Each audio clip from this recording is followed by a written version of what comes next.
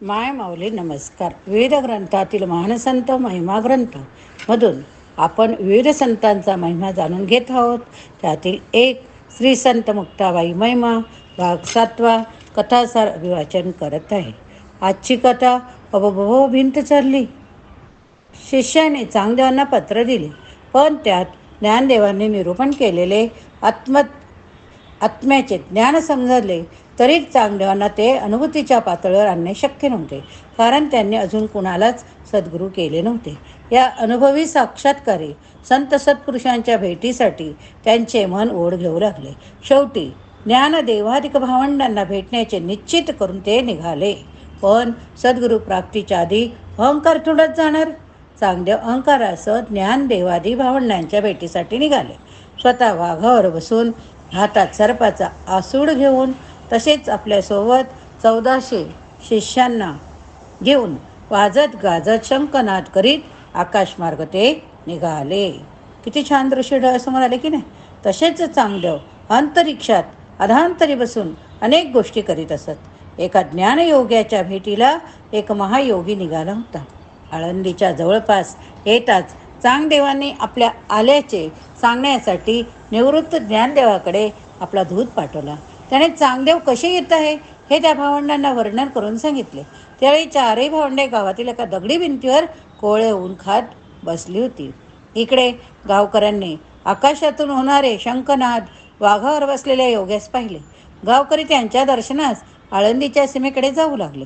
ते चांगदेव आहेत हे कळल्यावर सीमेवर आलेले लोक, रस्त्याने जाणारे लोक चांगदेवाचा जय जयकार करू लागले. आळंदीच्या सीमेवर चांगदेवाचे सर्व शिष्य चांगदेव जमिनीवर आले. एवढ्यात गावाहून येणाऱ्या लोकांनी चांगदेवाचा जय जयकार करणे सोडून निवृत्त ज्ञानदेव सोपान मुक्ताबाईचा जय जयकार करणे सुरू केले. सीमेवरच्या लोकांनी आवाज ऐकून मागे वळून पाहिले तर एक दगडी भिंत आपल्या पाठीवर निवृत्त ज्ञानदेव सोपान मुक्ताबाई यांना बसवून गावाच्या सीमेकडे चांगदेवाकडे येत होती. लोकांनी आता चांगदेवाचा जय जयकार करणे थांबवून या 4 भावंडाचा जय जयकार करणे सुरू केले. ते उलट फिरून त्या 4 भावंडांना पाहू लागले. हे असे काय झाले म्हणून चांगदेवाचे शिष्य चांगदेव समोर येता पाहतात तर हे 4 भावंडे निर्जीव भिंतीवर बसून तिला सजीव करून चांगदेवांना सामोरी येत होते. हे पाहून सर्वांनाच मोठे आश्चर्य वाटले. चांगदेव कावरेबावरे झाले. आपण सचेतनावर स्वामित्व गाजवले, पण यांनी अचेतन भिंतीला आपल्या स्वामित्वाखाली आणले. चांगदेवांनी आपल्या परमोच्च अहंकाराचा पराभव मान्य केला. आता त्यांच्या शिल्लक होता तो अनन्य प्राप्त झालेला परमा आत्मभेटीसाठी उत्सुक मुमुक्षू ज्ञानेश्वरांना चांगदेवाच्या चेहऱ्यावरून बदल जाणवला. ज्ञानेश्वराने नम्रपणे योगीराजांचे स्वागत केले. योगाचा मर्त्य आणि विनय दोन्ही एकत्र असलेले चांगदेव 1400 वर्षात प्रथमच पाहत होते. ते आपले योग सामर्थ्य सारी तपश्चर्या विसरून धावत भिंतीजवळ गेले. ज्ञानेश्वरांचे त्यांनी पाय धरले. आपल्या 14 विद्या 64 कला त्यांनी ज्ञानदेवाच्या चरणी अर्पण केल्या. आता योगीराज चांगदेवाचे मूळ पूर्णपणे उन्मलून पडले होते. चांगदेवांना आता कळून चुकले की योगसाधनेद्वारे अष्टमहासिद्धी प्राप्त करून घेता येतात. साऱ्या जगाला आपल्याकडे आकृष्ट करून घेता येते. सारे लोक आश्चर्याने भीतीयुक्त आदराने पाहू शकतात. पण ज्यामुळे लोकांची विश्वासी एकात्म्य प्राप्त होते त्याला आपण पारखे होतो. चांगदेवांना आता योगसिद्धीत लोकांकडून मिळणाऱ्या मानसन्मानात शिष्यांच्या सेवेत रस वाटेनासं झाला. ते अंतर्मुख झाल्याने आता आत्म्याची भूक त्यांना जाणवू लागली.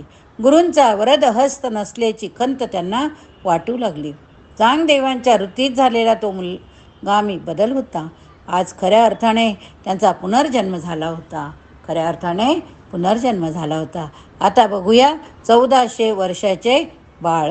ज्ञानेश्वरादी भावंडांची भेट झाली तरी चांगदेव परत न जाता काही दिवस आळंदीत राहिले. अहंकार पार गळाला होता, त्यामुळे कोणाशीच अडचण येत नव्हती. पण तरी आपल्या योगसाधनेला योग्य मार्ग अद्याप सापडला नाही असे त्यांना वाटत होते. अद्याप कशाची तरी उणीव त्यांना जाणवत होती. सद्गुरूंची प्राप्ती अद्याप झाली नव्हती. आत्मसमाधान प्राप्त झाले नव्हते. आपल्याकडील सिद्धींनी आत्मसमाधान मिळत नाही हे त्यांना कळले होते.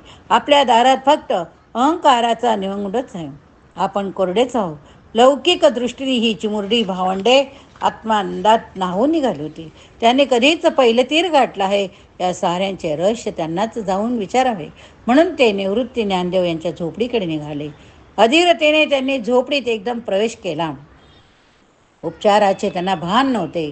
अत्यंत जवळीकतेमुळे त्यांची गैरगरजही त्यांना वाटली नाही. ते सरळ स्वयंपाकघरात गेले आणि एकदम ओशाळले. भावंडे घरात नव्हती. मुक्ता अंगावरील सर्व वस्त्र उतरून नैसर्गिक अवस्थेत स्नान करीत होती. शरमेने लटपटत तिथे बाहेर जाऊ लागले, पण खडावांचा आवाज मुक्ताबाईने ऐकला होता खरे, म्हणजे योग्याने मुक्ताबाईला असे पाहून गांगरून गोंधळून जाणे काही कारण नव्हते. संकोचल्याने कारण नव्हते, पण इतक्या दिवसात आपल्या सहवासाने त्यांच्यात काही बदल झाला नाही, होणे शक्य नव्हते. सद्गुरू भेटल्याशिवाय देहाचे भान सुटून आत्मज्ञान होत नसते हे ओळखून माघारी जाण्याला चांगदेवाला ऐकू जाईल एवढ्या मोठ्या आवाजात मुक्ताबाई म्हणाली, निगुरा गेला, निगुरा गेला. हे ऐकून चांगदेवाने शर्मेने पाणी पाणी झाले. ते बाहेर जाऊन मुक्ताबाईकडे पाठ करून उभे राहिले. त्यांना खंत वाटली की उपाय शोधता अपाय पदरी पडला. आता मुक्ताबाईची क्षमा बघून मोकळे व्हावे. स्नान उरकून केस पुशीत मुक्ताबाई बाहेर आली. शर्मेने खाली मान घालून चांगदेव म्हणाले, अजान मनाने निरहतिकपणे माझ्याकडून अपराध घडला तरी क्षमा करावी माऊली. हे ऐकून मुक्ताबाई हसून म्हणाली, अहो अहो तुम्ही आत आला म्हणून काही मी तुम्हाला निर्गुणा म्हटले नाही. चांगदेव आणखून गुंडळून गेले. प्रश्नाटक नजरेने त्यांनी मुक्ताबाईकडे पाहिले. मुक्ताबाईने त्यांना समजावून सांगितले, योगीराज, तुमच्या मनात असलेली द्वैत बुद्धी अजून नष्ट झाली नाही. स्त्रीय देह वेगळा, पुरुष देह वेगळा हा विचार अजून तुमच्या मनात घट्ट रुतून बसला. पण दोघांच्या देहात अशा स्त्रीलिंगी पुरलिंगी वेगवेगळा आत्मा असतो का? त्या एकमेका द्वितीय तत्वांचा अनुभव ज्या सिद्धाला होतो त्याला स्त्री देहाच्या दर्शनाने कोणताच विकार होत नसतो. मला अशा स्थितीत पाहताना तुम्हाला जो संकोच वाटला, जरी गुरुकृपा असती तुझवरी, जरी गुरुकृपा असती तुझवरी, तरी विकार न येता अंतरी, तरी विकार न येता अंतरी, तो तुमच्यातील द्वैत बुद्धीमुळेच. तुम्ही खरोखरच 1400 वर्षाचे बाळात. तुम्ही खरोखर 1400 वर्षाचे बाळात. चांगदेवाच्या डोक्यात लख प्रकाश पडला. त्यांनी पटकन मुक्ताबाईचे पाय धरले. आपली 1400 वर्षाची तपश्चर्या, सर्व विद्या, सर्व सिद्धी तिच्या पायावर अर्पण केल्या. आता त्यांच्याजवळ त्यांचे स्वतःचे काहीच राहिले नाही. आता चांगदेव मुक्ताबाईशी अगदी लहान मुलासारखे निर्व्याज मनाने वागू लागले. मुक्ताबाईशी गप्पा मारू लागले. या बाळाला आत्मसुखाची झोप यावी म्हणून मुक्ताबाईने त्यांना एक पाळणा म्हटला.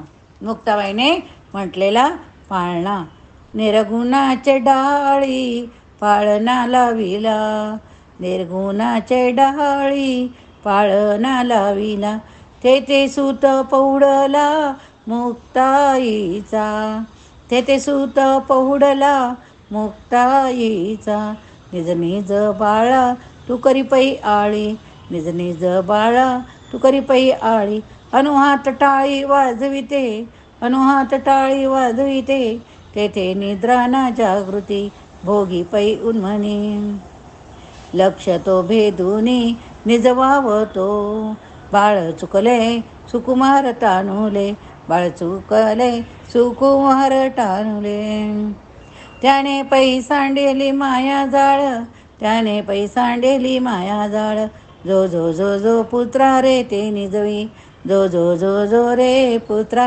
ती निजवी, अनुहात ओवी निशब्दाची, अनुहात ओवी निशब्दाची, अविनाश पाळना अव्यक्ते विनिला, अविनाश पाळना अव्यक्ते विनिला, तेथे पौडला, तेथे पौडला योगीराज, तेथे पौडला योगीराज. आता आपण मुक्ताई हरिपाठाचा 7वा श्लोक बघूया.